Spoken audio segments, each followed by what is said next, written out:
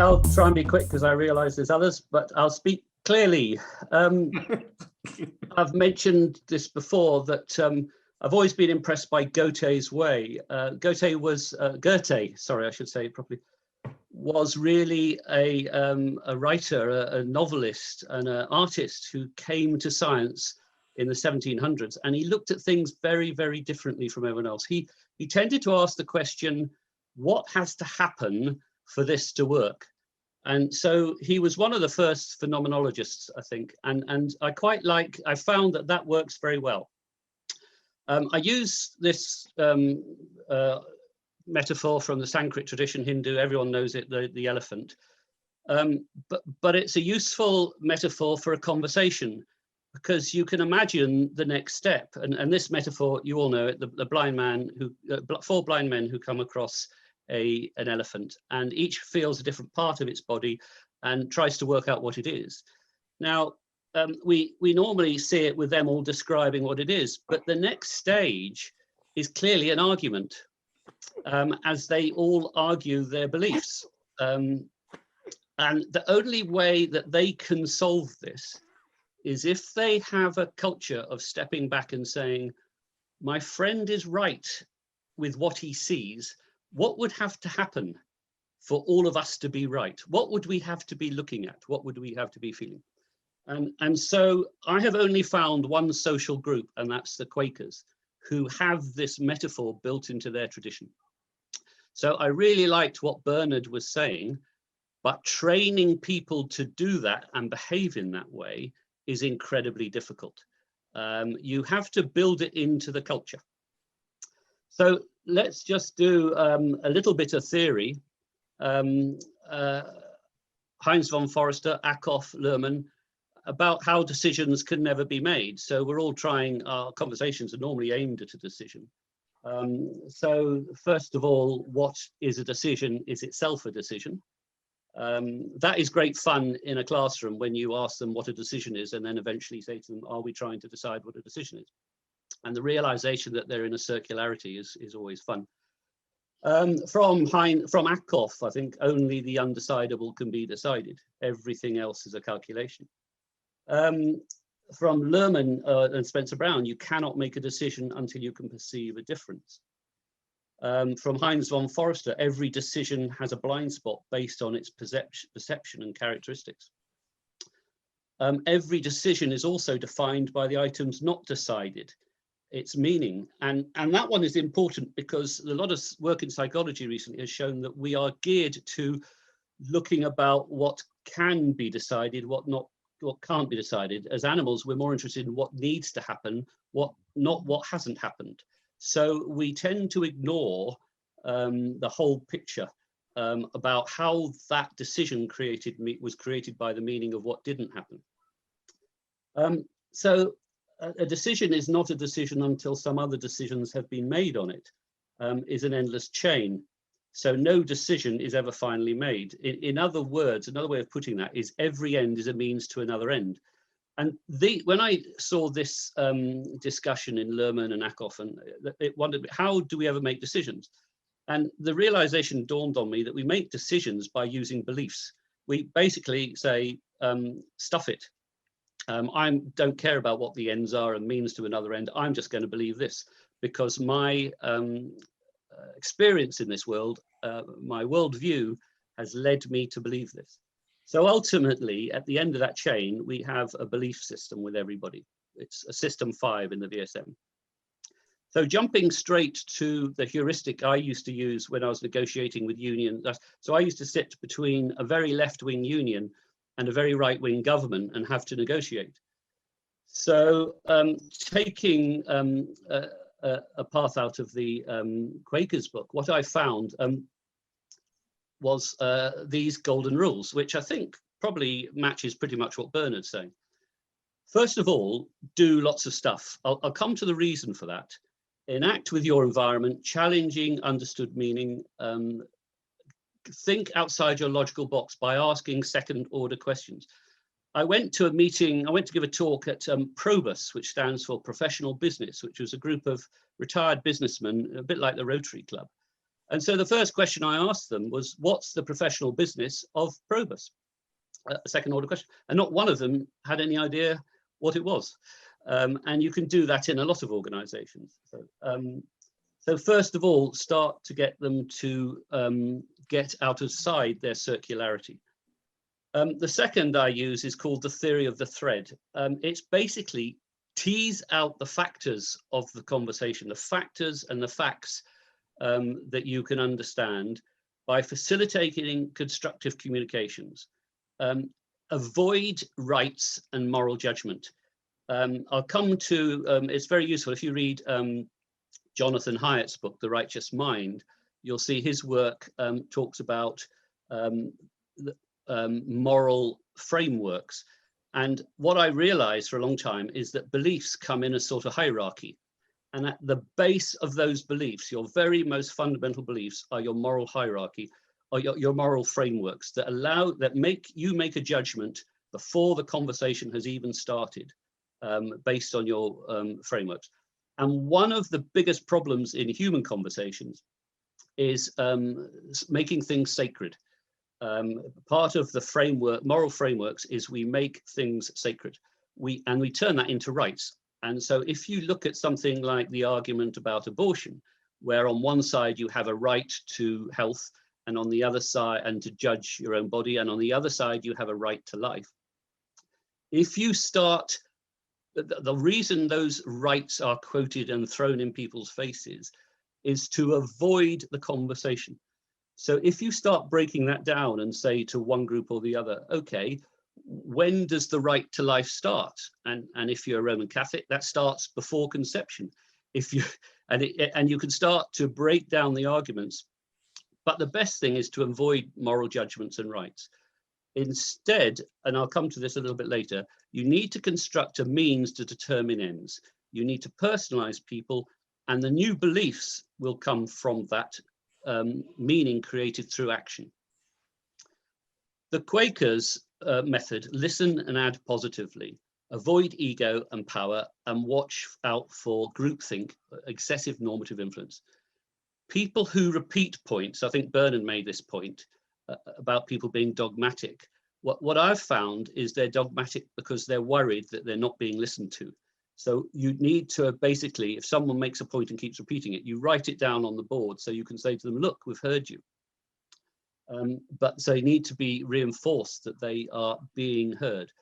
The Quakers have a wonderful way of making decisions. You are not allowed to predispose what the decision is going to be. You go to the meeting and you must listen to what that person says, and then you must stop and listen and think for 5 minutes at least before you get up to speak. And Quaker conversations take a long time. And then you must add to what they've said, not take it away. It's a useful and interesting way, and the way they make decisions is really interesting. Voting does not solve anything. Voting, if you use first past the post method, creates a dichotomy. It splits the world into liberals and conservatives based on the psychology of people. Or if you allow range voting, it creates the discursive dilemma, which I haven't got time to discuss now, but it's worth looking up. Fundamental attribution error is the main thing, not, I find, cognitive dissonance. Fundamental attribution error is basically a risk protection mechanism whereby if you see someone doing something bad, say so you see someone stealing, then you automatically believe that they have a bad character. But if you steal, it's because you needed to and circumstances dictated to it. So you judge yourself and your in-group well, and you judge out-groups badly. What you need to do, and what I find is very useful, is when people start rubbishing other people, you have to say to them, what has to happen? Why does he think that way? He's a clever man. What is making him think that way? Acknowledge people's feelings. Feelings make decisions, not rational judgments. That's evidence from a lot of work by Colin Betty, an activist, Lisa Feldman Barrett, the theory of constructed emotions, and Jonathan Haidt and Joshua Green's work. It's very interesting. 90% of our decisions are made through our moral framework, and they're made right at the beginning of the conversation. Goethe's way, which I put down into, it's very useful to put this into a conversation. What has to change for you to do this? What has to happen for all these views to be right? Okay, another one is, what are the higher ideals that would bring everyone together? Lastly, in a group, what I found was that for a group, the algedonic network is gossip. We don't tend to gossip about getting out of bed in the morning. We gossip about where the moral framework limits, boundaries for that group exist. Who's done something wrong by the rules? Who's done this? So an honest gossip channel is telling you an awful lot of things. And you want to do all this before the event. In other words, you need to anticipate system 4. You need to create a prototypicality for a group and create shared values and beliefs. And my final joke is that the only way is ethics. Just moving on very quickly then, how personality and moral frameworks drive bias change. This comes from Garandaraji. Sorry, I can't say his name properly. He was a student of Akhoff, Garajadanjani. I can't say it very well. And what he basically looked at was, just using Burrell and Morgan's grid, that we have a grid where people have low concern for change and low concern for stability, low concern for change, high concern for stability, high concern for change, low concern for stability, and high concern for change and high concern for stability. And that's based on their personalities. These people, sorry, I'll start with these people. These people down here who have low concern for change and low concern for stability tend to be anarchists. Okay. These people who have high concern for change and low concern for stability tend to be liberals. In terms of their moral framework, the evidence seems to suggest that they have a great deal of care for people's well-being, but they don't tend to see the bigger picture. They're quite prepared to allow the system to collapse as long as people's well-being is looked after. These people who have a low concern for change and a high concern for stability tend to be conservatives with a little c. They tend to be more anxious people, and they see the bigger picture. They're concerned that the stability is going to be disrupted, and therefore they're not that concerned about the well-being of individuals.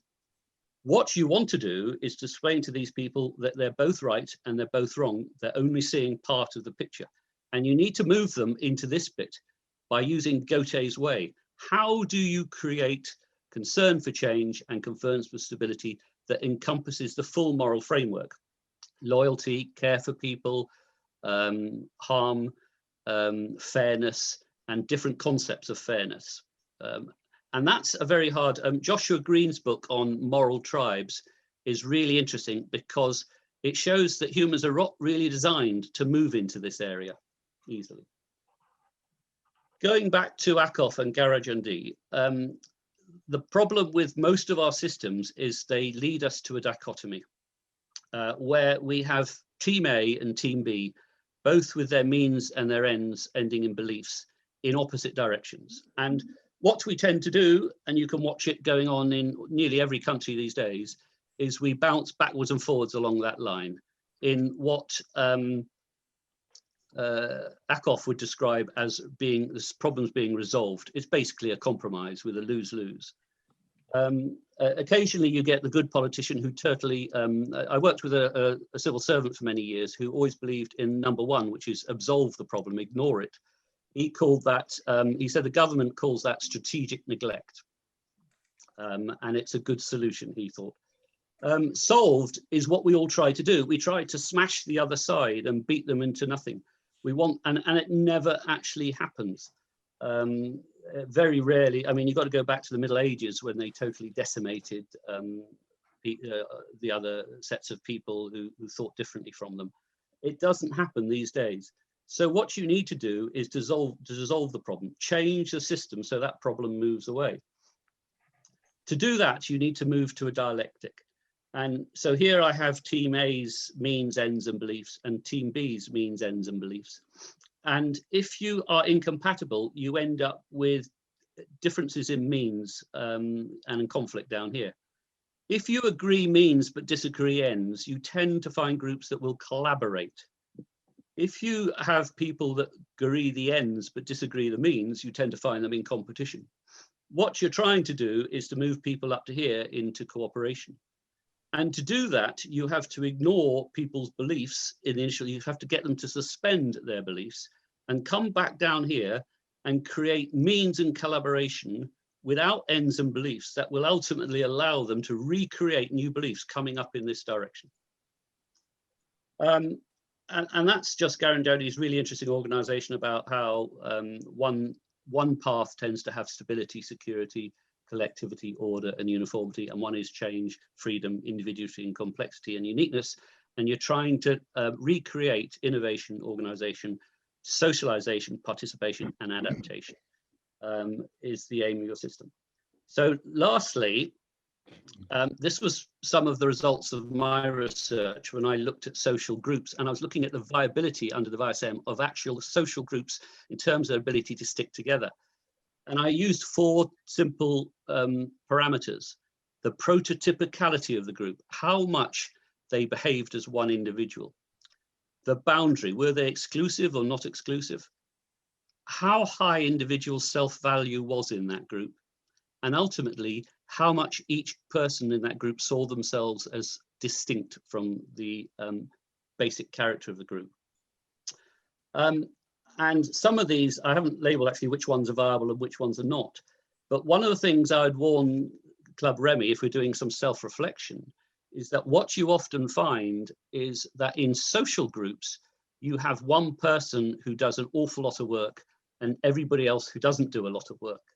And the one person eventually gets fed up doing all the work and what happens is you're down here somewhere, you have a weak prototypicality, you have, has Club Remy got an exclusive boundary or an open boundary? I think you'd like to think it's open, but you're probably exclusive to the type of people that are coming in.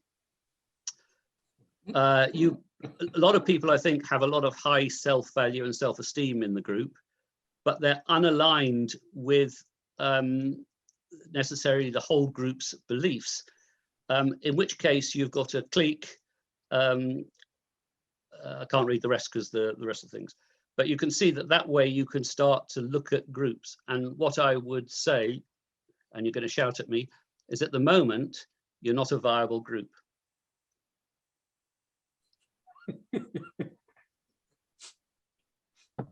Have I banned now?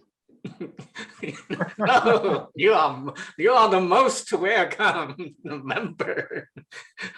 I mean everybody is. Okay. Comments? Yes, Jamie, Laura.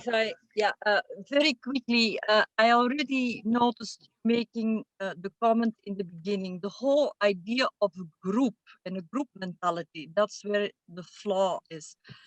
The benefit of the Club of Remy is that we all have our individuality and our idiosyncrasies and our uniqueness. And to follow up on Bernard's talk, it is our ability to take turns, talk and listening, and then go back and in our regular lives and further process what we learn and do meaningful things. And that also gives me an opportunity to respond to what Lud said. I found it very interesting when I asked Lud, why did you ask the question? Because he wanted to attack. Because he had decided that Bernard was representing Habermas, I guess, theory of conversation. Habermas, Bernard never said anywhere that this was a universal theory that everyone needed to immediately begin talking and keep on talking till they had solved all the problems. Bernard was describing a particular moment in which everyone is engaged, every researcher, and that's extremely important because that particular moment that's always in time and in space is where the knowledge creation happens. And if that particular moment is not attended well, then we never make any progress. And so it's not about becoming a group and one mind, but it's about keeping our individuality and speak true to power and share the airtime and do not expect closure and be willing to be uncomfortable. And that, I think, is a good conversation. Lowell. Can I just respond to that quickly? Okay. So this is one of the most profound things I think that Tadgeful and Turner discovered, which they called their minimum group theory. They did an experiment with school children about modern art pictures. They made groups choose which modern art picture they wanted. It meant nothing to the children. And they ended up with these two groups almost fighting over which was it. I often do it in a classroom by rewarding one side of the class with Mars bars and not the other side. And if I've got two friends sitting on the opposite side of that class, I can have them arguing very quickly. Social identity theory recognized that fundamentally a point that happens with humans and why we're such successful as a group is that we become the group. Our identity, we take on the prototypicality of the group when that group becomes very salient to us. And for me, that becomes, you start to see a very effective. So you've only got to look at, say, what's happened in America or Brexit, when you start to see large numbers of people adopting the same beliefs in that they become the group. Now, I'm not arguing that we give up our individuality. That's not true. What I'm arguing is, at some level, we adopt a common belief which we identify with. So that's the main thing that becomes protocol. So if I was to ask us and start doing things that identify our prototypicality, who are we? What are we? Well, we all wear glasses. We all are academics. We all have a certain path that we go down. And the more we do together in these meetings, the more that prototypicality will build through a viable narrative.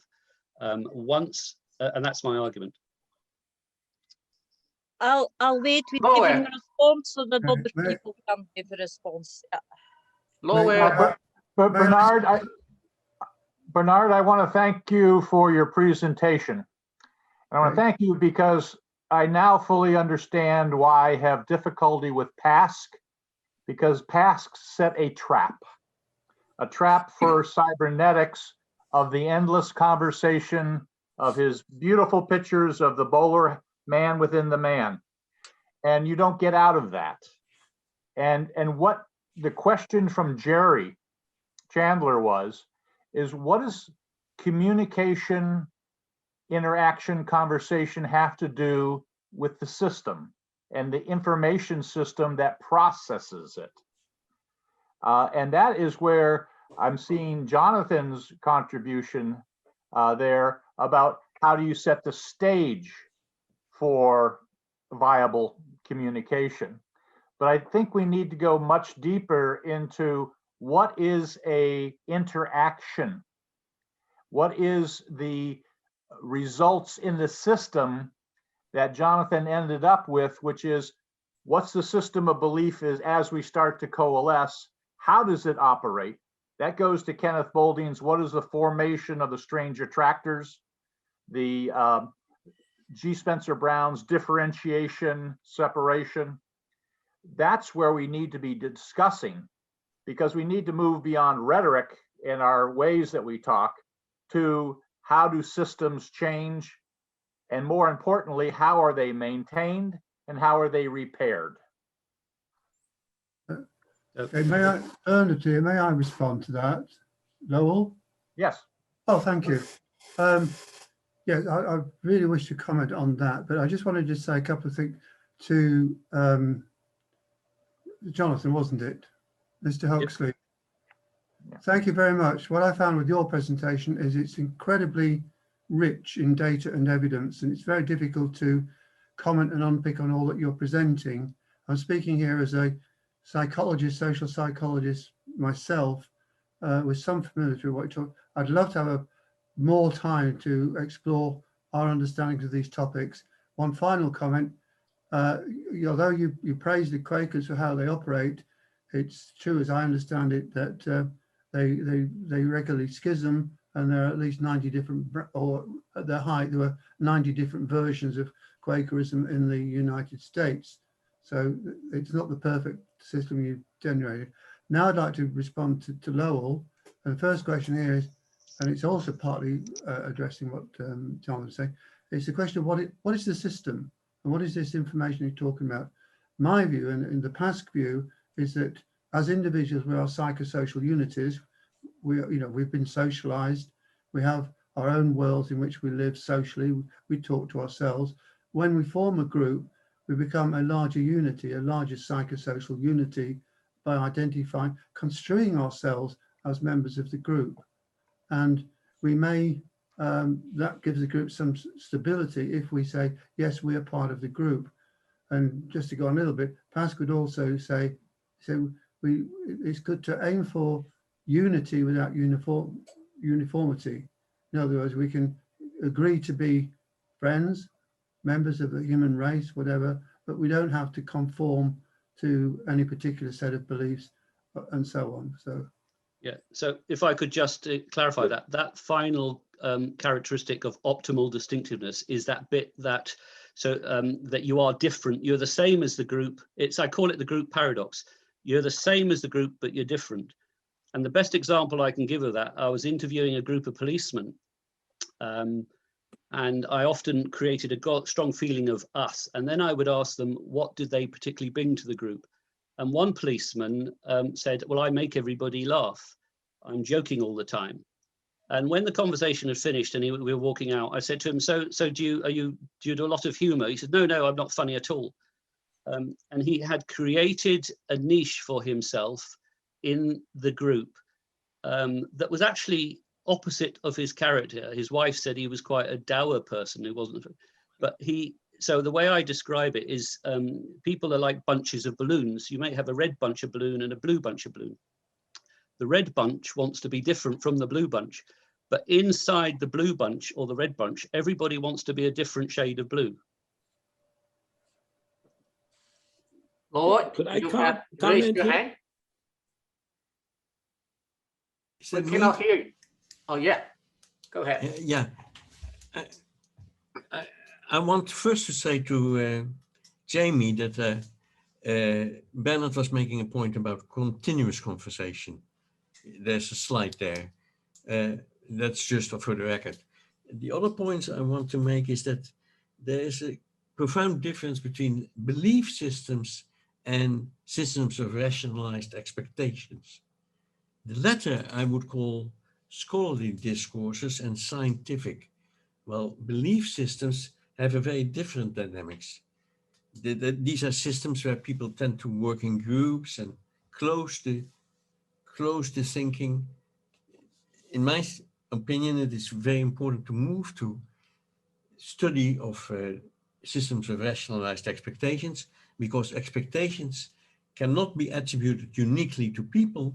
They're to be attributed to interactions among people. Could I respond here? Go ahead. Okay.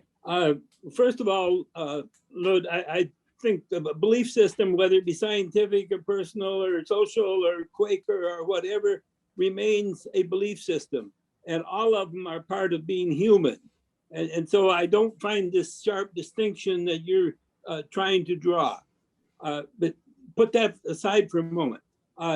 First, I want to thank both of the presentators for doing a big favor to me.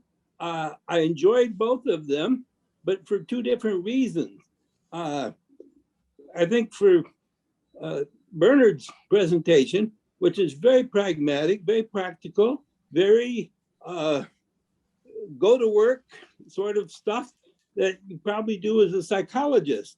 But that I didn't find the abstraction. I didn't find the ability to relate these techniques to either logic or mythologies, let alone completely foreign from my perspective from mathematics. The second presentation, Jonathan, I thought was really very well done. And as I listened to the story unfold, I recognized that for me personally, this was much like my conversations with nature, much like my scientific conversations with Mother Nature. much like my conversations with the logic of how nature actually works. We have to keep asking questions about how we are communicating with the, if you would, the signs and symbols that come in to our sensory systems. Our sensory systems are there. They're always absorbing feelings and emotions and how can you put it, experiences with nature. And we have to stay in tune with these at several different levels. Now, the last thing I think is what I find missing from both of these conversations or presentations was the cybernetic necessity to associate these sorts of concepts and ideas with symbol systems, because the group of people that is assembled here all are from different scientific disciplines or different intellectual characteristics, if you would, and use and abuse symbol systems in different ways. And I think after reading Peter Carnini's presentation on mathematics and constructionism, I see this as a big opportunity for the developments here of cybernetics of symbol systems. Great. We have two more presentations. Do you want to? You have a lot of hands raised. Okay, Laura, please be quick. Just real quick, just building on what Jerry just said, if you're dealing with symbolic systems, they have a morphological impact on your belief system, particularly on your perceptual system. And if you look at that, I would say Bateson's response to the two previous presentations would be, you need to move with that symbolic system and its structuring of patterns over time, because that is the truth and consequences of getting outside of the past trap of interior self-reference, about the truth of the pattern and the consequence of that symbolic system and the way it is organized. Cybernetics deals with the organization of these symbolic systems. Klaus, can we hear from you now? No.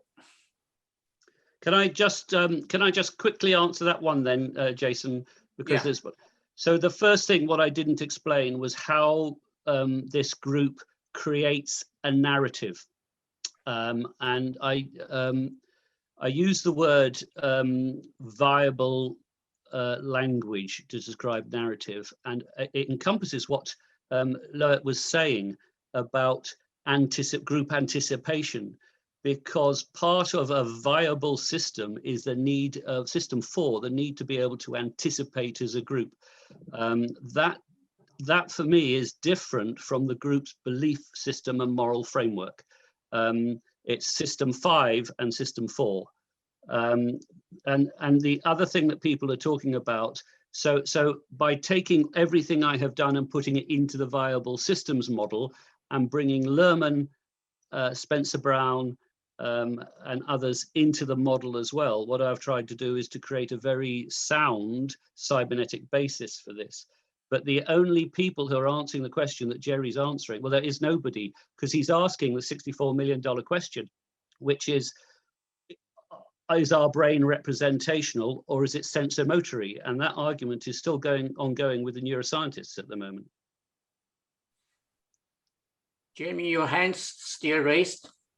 I'll let whoever wants to present first present, and then I'll give my comment, because I can also give it through the chat room. So